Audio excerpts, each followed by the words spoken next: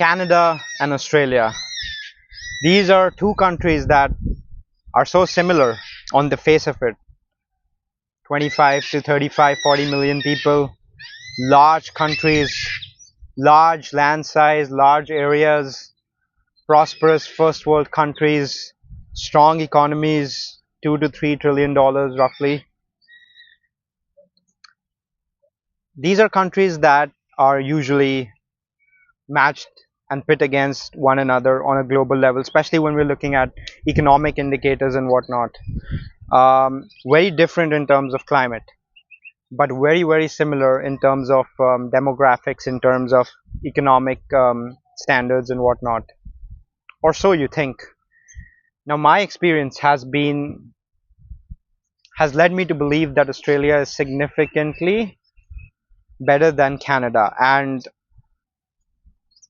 while that is a personal opinion, I've met a lot of people from both these countries who tend to agree with me. So I've sure had a few people who have outright said that they think Canada is better than Australia, and those are people who have also lived in both countries. But the vast majority of people who I've met who have been in both countries prefer Australia, and that includes locals as well as immigrants such as myself, right? As well as travelers. So what are those key differences, right, between these two countries? I think the biggest thing that you will notice is that there is a very noticeable difference in the standard of living, particularly when it comes to things like public transport, which is far better in Australia, and things like crime and safety. Because in a city like Toronto, you have it's very common for a person to die every other week. Like when I was there, I heard it all the time. Someone shot someone, someone pushed someone onto the railway station. That is a weekly occurrence in Toronto on the trains. The train stations are filthy. There are all kinds of characters that you get to meet in Toronto on public transport. Not that you can't in Australian cities, but it's far less prevalent, and the transport in general is a lot more safer. And you don't hear of incidents like that on Australian transport. It's maybe once in 6 months or 8 months, or generally speaking a year, and it's a big deal if something like that were to happen in a city like Sydney or Melbourne or Brisbane or Perth. That is just not the case. And even a city like Vancouver, which has some very posh areas, some very nice areas, it also has areas such as East Hastings Street. East Hastings Street, dare I say more, if you are aware of the area, you get to see hundreds, if not thousands, of camps on that one street, and a lot of homelessness, a lot of crime, ambulances buzzing, police cars. You have it all in that one strip, which you have to go through if you go to downtown Vancouver, right? So that is the story of a lot of major Canadian cities. You find similar parks in Toronto, you find similar parks in Kitchener, in other parts of that country. Calgary is, I'm hearing more stories coming from there as well. So you can see this occurrence in Canada, and it's just something you do not see in Australia. Sure, you might see one homeless person on George Street in Sydney. You might see a couple, maybe 4 or 5 on the road, similarly in Melbourne, but you're not going to see hundreds or thousands of people in one park, all intense, suffering like that. Canada has somehow come to normalize that, and Australia hasn't. So that is one very big thing. And again, it's a combination of homelessness and crime. Canada also, like I said before, has more crime. Toronto has crime, Vancouver has crime. You know, in Vancouver, random knife attacks have become so common, and the people who are put into prison are let out way too quickly, um, including those who commit some of these grievous acts. So Australia in that regard has way higher standards. The other thing is, on a personal level, I like the summers. I like the warmer climate in Australia, and Canada being Canada obviously does not live up to that. Now, that is, of course, a personal preference. If you're someone who's grown up with a cold climate, or you just like the indoors and you like colder environments, then that is probably something that's going to work out well for you in Canada. The other disparity I see, though, is with wages, because cities like Toronto and Sydney are very comparable in terms of cost of living. They're both very expensive cities.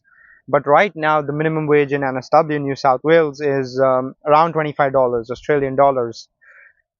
Meanwhile, the minimum wage in Ontario is around 16 or 17 Canadian dollars.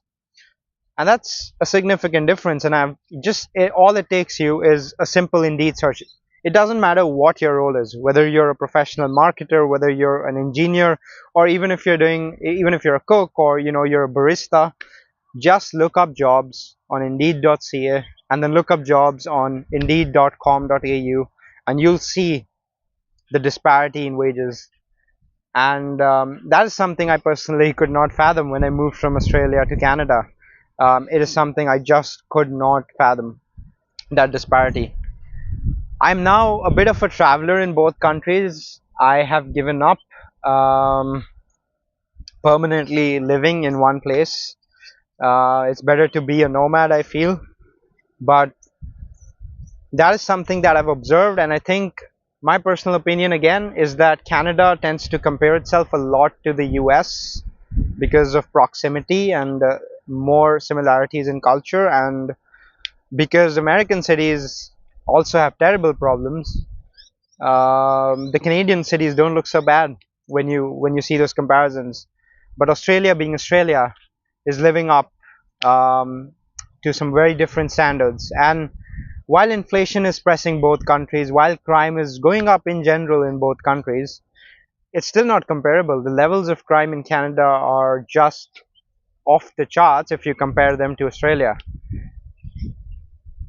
Now, what I've said so far seems very one-sided, and that is because I'm making a simple one-to-one comparison between Australia and Canada. But it's important to keep in mind that Canada looks good even when compared to the US, and Canada is indeed quite a good country when compared to most countries in the world. So Canada still has a lot to offer, but the current setup in Canada has led to the situation that we see right now.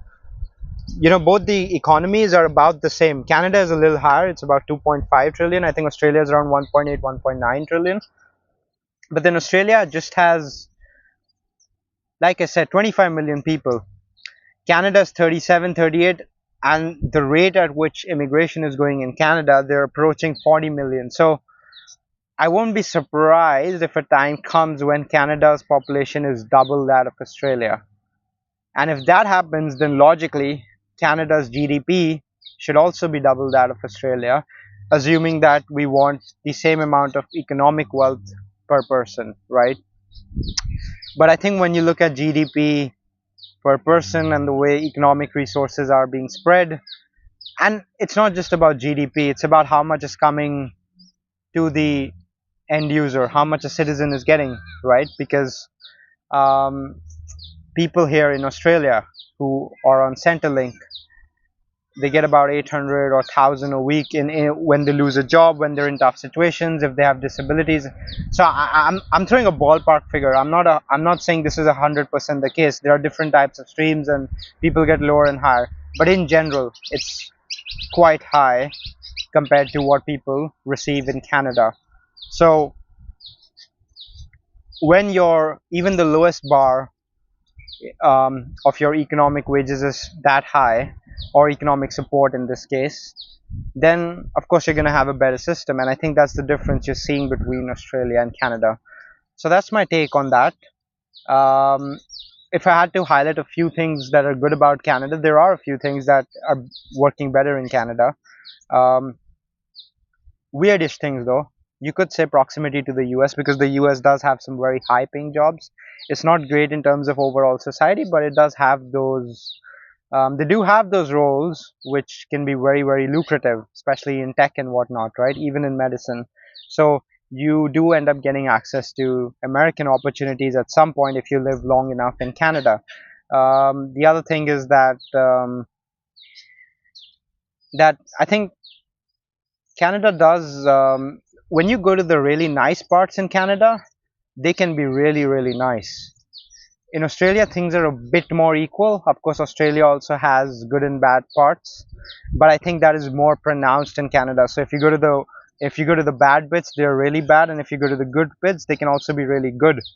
And so you can be exposed to a lot of luxury or a lot of nice places if you visit those areas or if you get a chance to go to those pockets. Also, things like malls. Canada has very, very large shopping malls in many areas. So these are some certain things that Canada seems to have going, which is good. But overall, I think there isn't much of a comparison on important indicators, on general important indicators. I think Australia outperforms Canada, um, and that's what people who have lived in both countries or traveled to both countries tend to state as well.